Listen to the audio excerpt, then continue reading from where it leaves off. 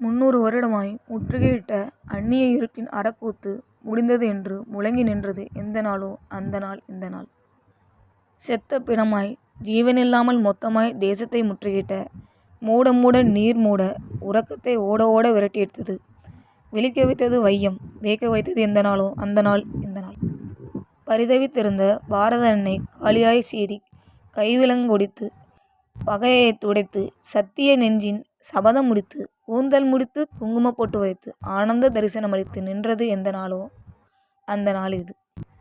சதி வழக்கினிலேயே சம்பந்தப்பட்டு தூக்கு கயிற்றில் தொங்கப்போகும் கடைசி கணத்திலும் கண்முன் நிறுத்தி பகத்சிங் பார்த்து பரவசப்பட்ட அற்புத விடைகளை அழைத்து வந்தது எந்த நாளோ அந்த நாள் இது. முற்றி படர்ந்த முட்காட்டை எரித்து விளைந்த மூங்கிலை வீரமாய் துளைத்து மூச்சுக்காற்றை மோகித்து நுழைத்து புரட்சி புல்லாங்குழலில் பூபாலம் இசைத்து எந்த நாளோ அந்த நாள் இது. இதந்தரும் இந்த சுதந்திர நாளை சொந்தம் கொண்டாட தந்த பூமியை தமிழால் வணங்குவோம். மீரா. இந்த பாட்டை எழுதினவர் பேர் மீரா, மீ ராஜேந்திரன். இந்த பாட்டுக்கான பொருள் என்னன்னா, 300 ஆண்டுகள் நம்மை அடிமைப்படுத்தி ஆண்ட அரக்கராக அந்நியரின் இருண்ட ஆட்சி முடிந்தது என்பதை கூறும் நாளென்று.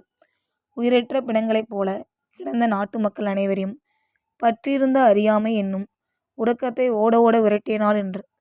அடியாமை தவித்து கொண்டிருந்த இந்திய தாய் சினந்து இழந்து தன் கைவிலங்கை உடைத்து பகைவரை அழித்து அவிழ்ந்த கூந்தலை முடித்து நெற்றியில் திலகமிட்டு இந்தியருக்கு மகிழ்வான காட்சியை அளித்த நாள் என்று. சதி வழக்கில் தூக்கு தண்டனை விதிக்கப்பட்டு பகத்சிங் தூக்கிலிடப்படும் கடைசி நேரத்திலும் தன் மனக்கண்ணில் கனவு கண்ட இந்தியாவின் விடியல் தோன்றிய நாள் என்று. பகமை என்னும் முள்காட்டினை அழித்து அங்கு விளைந்த மூங்கிலை புரட்சி என்னும் புல்லாங்குழல் ஆக்கி மூச்சுக்காற்றால் பூபால இசைப்பாடும் இனிய நாள் என்று. இன்பம் தரும் இந்த விடுதலை திருநாளை கொண்டாட வாய்ப்பளித்த நம் தமிழ்நாட்டை தமிழால் வணங்குவோம்.